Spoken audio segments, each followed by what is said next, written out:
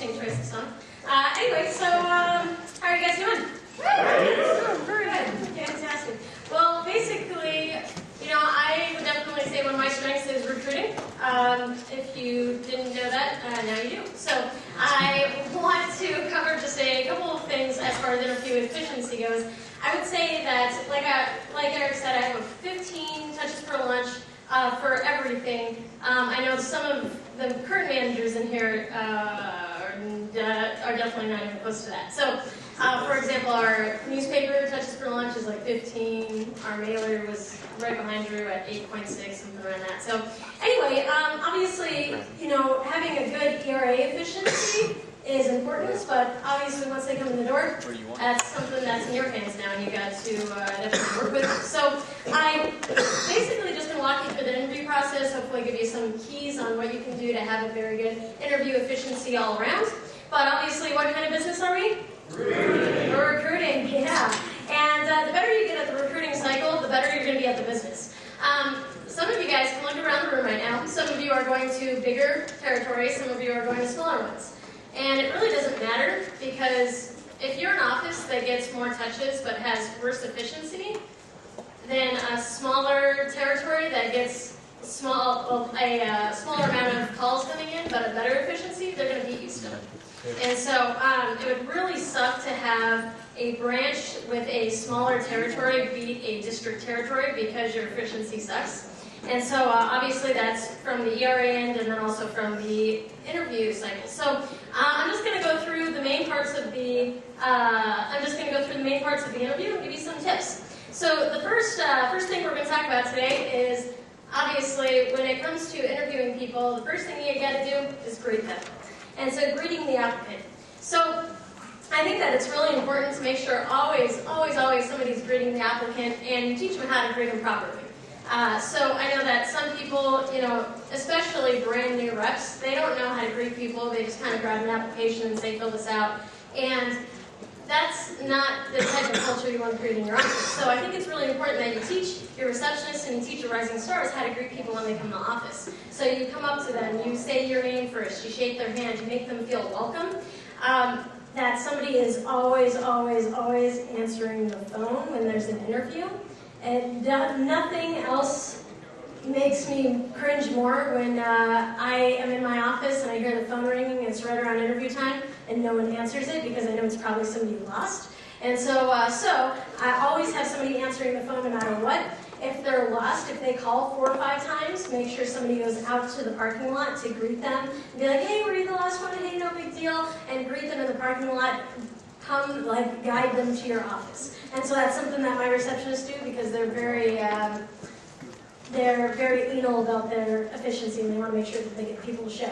But teach rising stars how to greet people. So in a rising star meeting, what I'll do is I'll teach people, hey, something that's really helpful is second manning, which I'll get to, but also greeting people. So I'll teach them how they should come up to someone, shake their hand, say their name first, give them an application, walk them to their seat in the interview. I heard Lauren talking to her receptionist earlier, and she was like, she definitely said something that really hits home that a lot of you guys might not even think about anymore. But when people come to when a lot of people come in for the interview, they're terrified. They don't know what they saw the ad in the newspaper or they saw a letter in the mail. They don't know what to expect.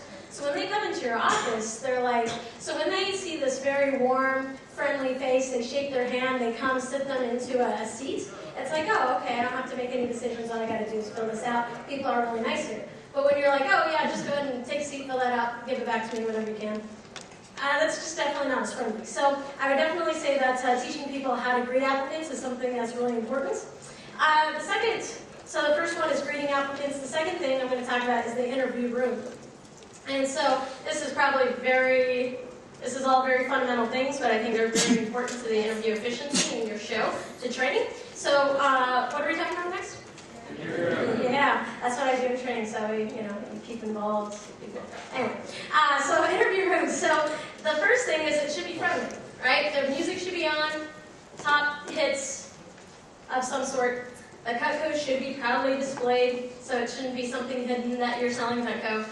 On the walls, I like to have testimonials. The company actually sends you testimonials of all different types of managers, and so they'll send that to you in your opening packets or in the mail. Have them framed. That's something that we're currently working on in my office, so making sure all of them are framed because it looks a little nicer. Right? As I forgot who was saying it, or Bruce was saying it earlier, make sure your office looks professional, you know. But make sure they have testimonials up. You know, I always put them up, but you'll always have a couple representatives who tell you, oh, you know, this testimonial really spoke to me because I want to open up my own gym too, and it seems like this guy opened up his own gym because of the skills he learned here, so I'm excited about that. And that's only one or two people telling you, but how many other people actually read that stuff and decide to stay for the group interview because they're like, oh, I want to gain those skills too. Something else I would recommend having up in your interview room is maybe a fast start board, profiles, paychecks. That's in my interview/training room. Just provides proof, so when I'm talking in my interview, I can talk about people's first week and kind of, I don't necessarily talk about like $10,000 fast starts obviously in the interview, but I'm able to, oh yeah, so these are people and their success in their first week on the job. So when they're sitting in the post, they're like, oh wow, no, people sell a lot. And then President's Club wall. I like to have that up in my room as well, in my interview room as well.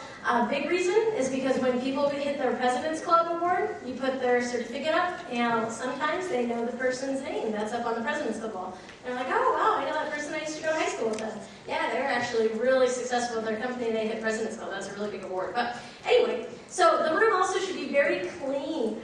Okay? Something that Wes was talking about yesterday is you're the CEO of a business.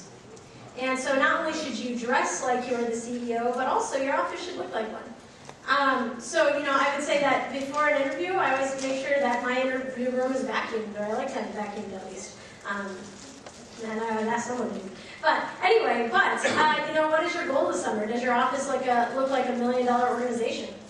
So, also something else that I need to do that is very important is get new magazines. So not ones that are drawn all over on and, you know, have been used like a million times and are all ripped and, you know, Gwen Stefani has a mustache and that's actually one that's in my office. So anyway, get new magazines, make sure everything looks good, and that's really important. So, all right, but the next thing, so after, so greeting applicants, interview room, so what comes next?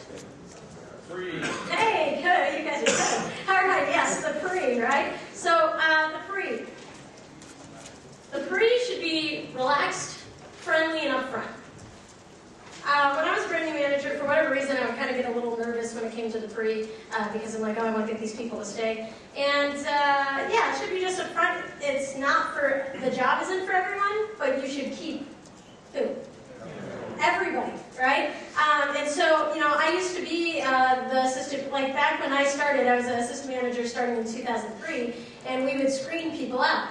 And so, like, if they were old, you know, older, we would screen them out because we didn't want them to ruin their interview. That is the most retarded thing. And now that looking back at it, I'm like, oh my gosh, I wasted so much of my manager's money by screening people out, even though he told me to. So don't screen anyone out, like Drew, Tina, everybody else has said.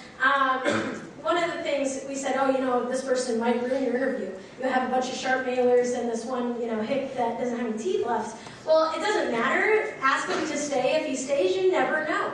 And I'm going to talk about some reps later that I actually kept for an interview and that I was very surprised that they were very successful. So I shouldn't say surprised, but it was interesting.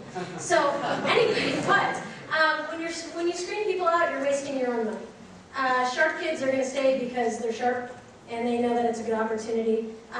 But also in the pre, build some rapport with them. Obviously, make a connection. I think that's really important.